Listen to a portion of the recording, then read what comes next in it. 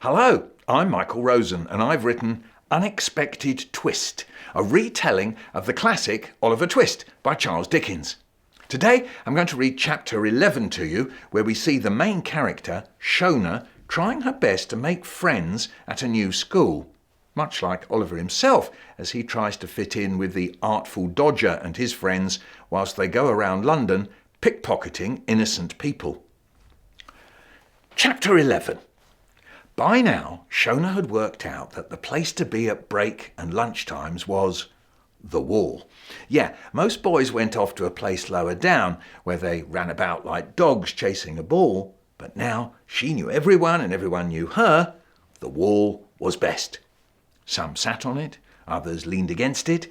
They weren't allowed to walk on the top of it in case they fell off it and died instantly. But sitting was okay. Shona stood talking to Daisy about how she had once had fried chicken from the place on the Broadway and it tasted like sick. But all the time she was talking, she was checking out Serena. Serena. It felt like Serena was a target and Shona was throwing a dart at it. Shona had run through in her mind how it was going to work. She'd be next to Serena, she'd get out her phone, read a message, laugh, and then reply to it. She'd put it back in her pocket and say, "Hey, I haven't got your number." Then the idea was Serena would say, "I haven't got a phone." Shona would say, "I can get you one." And that would sort it. Daisy had moved on to talking about science homework and whether the next test was going to be about climate or not. At the same time, Shona strained to catch what Serena was saying in her place by the wall as she chatted to Rashida. Was she talking about the climate homework too? Daisy was asking her something. "Yeah?" said Shona, not really sure what she was saying yes to. Just then, Shona noticed something. Serena's jacket was torn. There was a tear at the back, down on one side. Not a big tear, just a little L of a tear. Did Serena know? If she did know, then why was she wearing the jacket? Something about this tear triggered off a chain of thoughts in Shona's mind to do with the jacket and money to buy jackets and money to buy phones, money to pay for using phones, and how it seemed so weird that she and maybe Serena, maybe others, scraped around for money to pay for things, and others, like Harry and Sunil, seemed to have whatever they wanted. Is it 2 hydrogen atoms and 1 oxygen atom, or the other way round? I can't remember which one the 2 is about. Why did Daisy think that Shona would know? Why was she asking her? Or was Daisy doing it to help her? Just pretending she needed help so that Shona would try to remember the science for the test? If so, that was kind. "I think the hydrogen is 2 and the oxygen is 1, Shona said, more guessing than remembering, and thinking of Serena the target hit with a dart. Why am I doing this? Just because they got me a phone doesn't mean that I have to hook Serena into this. But then, thinking of hooking and being hooked, she thought, why am I hooked? Her mind flashed back to that D8 when all it was about was this boy giving her a phone, which was great, but now it was all about getting Serena hooked in.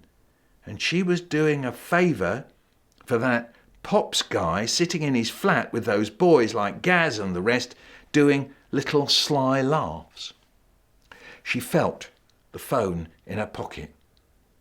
It was so great to have it. Maybe Serena would think like that, longing to have a phone just like she had, and then feeling so great to have one.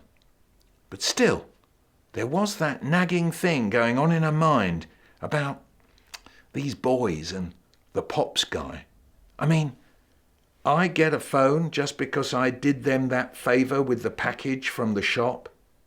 Really? Maybe there's something else going on and I'm not getting it. I'm not getting it. Her mind finally came to a stop on I'm not getting it. I'm not getting it.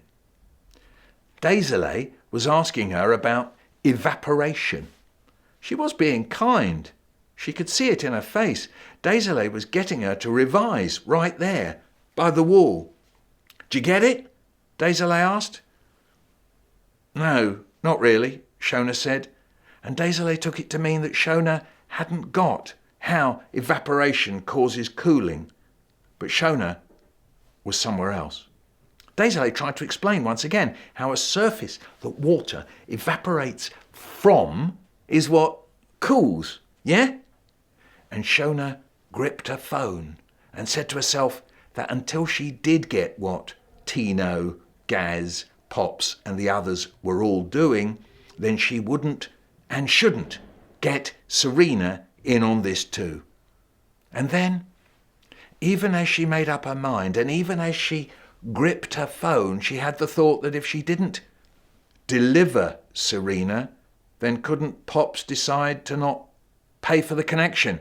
Yes, he could, she answered herself. He can do what he wants, him in his little beard and his belly fighting to get out of his shirt and his "have a chocolate, young lady," or whatever.